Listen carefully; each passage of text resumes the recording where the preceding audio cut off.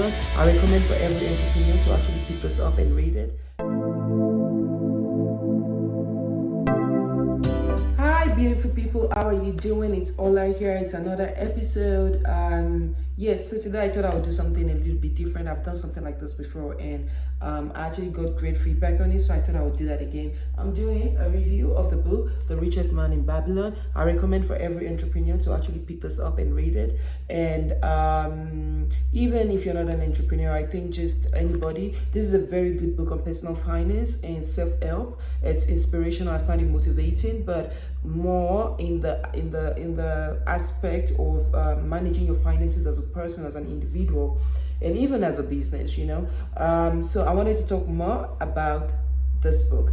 And just before I get into it, I think I'm going to get into more of this style of book, because what I've been this style of video as well, like where I'll show you, because I do read a lot, and it's an habit I've been cultivating for a while now, and I want to be able to like take 3 takeaways from a book and actually implement it and show you where about I'm on actually implementing, because I think that's where a lot of us actually jump off the bus, is because you read all this stuff, you have all this great knowledge, but you're not able to implement it consistently. And we all know whatever it is that you don't do consistently doesn't give you results, right? So yeah, without further ado, let's get into it. So my 3 takeaways from this particular book is number 1, to save 10% of everything that you actually earn.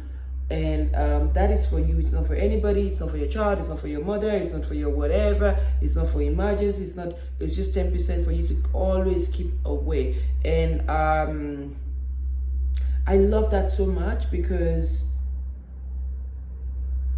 if you're going to increase your income and increase your net worth, most of the time it comes in either as flows and surges.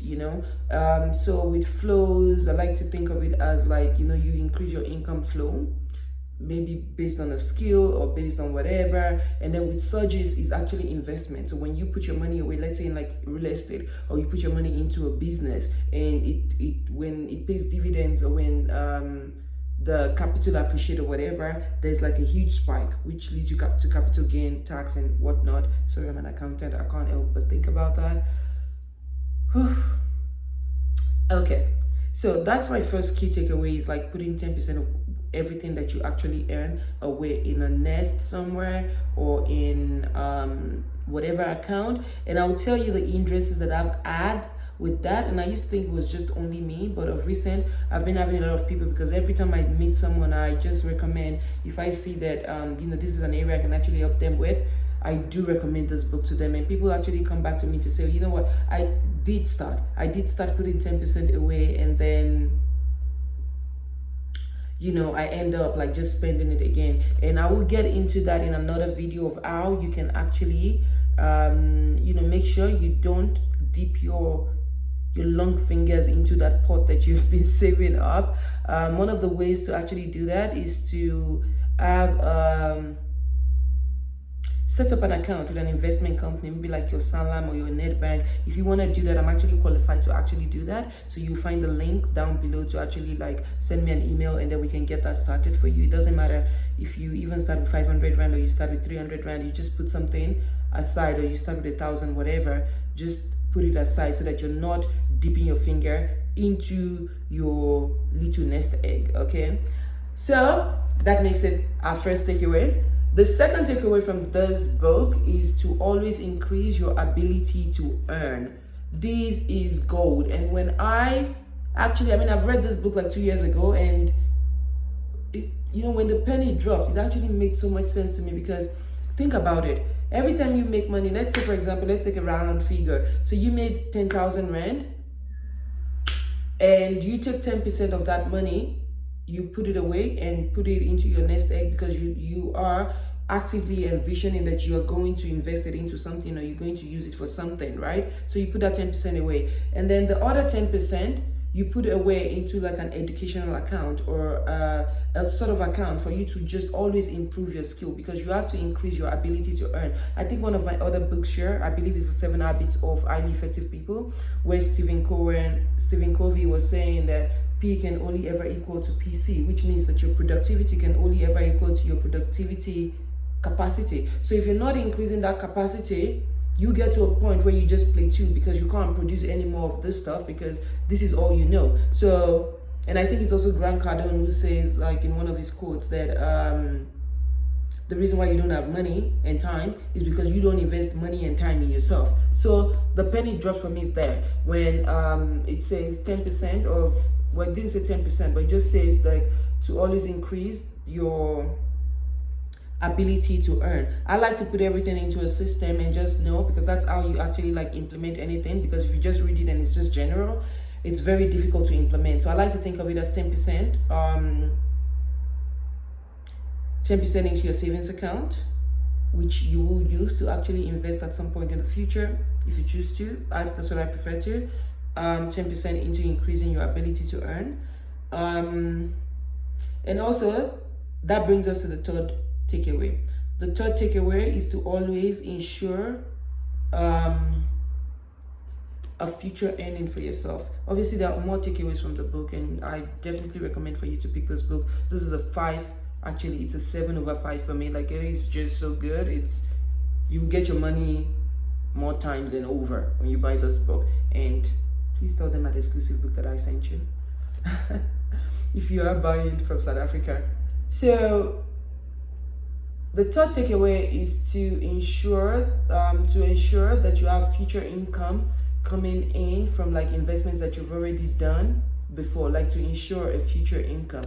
And that's like, you know, other people would translate that into retirement, like a retirement fund or something. I translate it into, just because I'm more biased on that because I'm an entrepreneur, I translate it into cash flow. Okay, like it made me to think about my old sales career and just think about it all over again, to say that, you know what, I do all this work, but I just get paid for it once, which, when you understand cash flow, you just think that that's just like a bit stupid, but you know, it's what it is. And that was a key takeaway for me, because if you can ensure a future income from a job that you've already done before, just think about it. That means that if you've worked 220 hours this year, you still continue to get paid for it, you know. But how do you do that? You know, how do you do that? So that's a question for you and for me to actually ponder on. But my favorite way of doing that has always been building a business, building something, cash flow, you know, positive cash flow all the time. I love cash flow. I love things that give me cash flow. I don't like to just like do things once off and like just get paid for it and just, yeah, that's it. And now looking at it now again, there's like one last thing that's actually very important. We cannot afford to be without protection. I love this because this just talk about, for me, when I think about it in my head, it makes me think of insurance. How the first rule of investment is do not lose money, and then the second rule is do not forget the first rule. So how can you make sure to always have protection? You can have protection by having insurance in this day and age. I know it's not like really mainstream yet in Africa, but you know, at least in South Africa, the insurance industry is still like, you know, it's like 90% there. It's like one of the most advanced, like actually in the world. You know, ensure for yourself your ability to earn. Ensure for yourself that if you have like a spouse now and they are the ones who are actually the breadwinner, you need to ensure that, because life happens, not because anybody wants it to happen, but it happens. You need to ensure for yourself to ensure that if you've made investments, they actually come out to produce what you expect them to produce. Otherwise, you might find yourself in a situation where you've lost all your capital, and then what, you know? Yeah. So yeah, those are my three takeaways, biggest takeaways from this book. So I will let you know in another video, update you on how the habits that I've developed for it and how it's actually going. With the 10% on actually improving my skill, I've been doing very well on that for the past 2 years that I've actually read this book.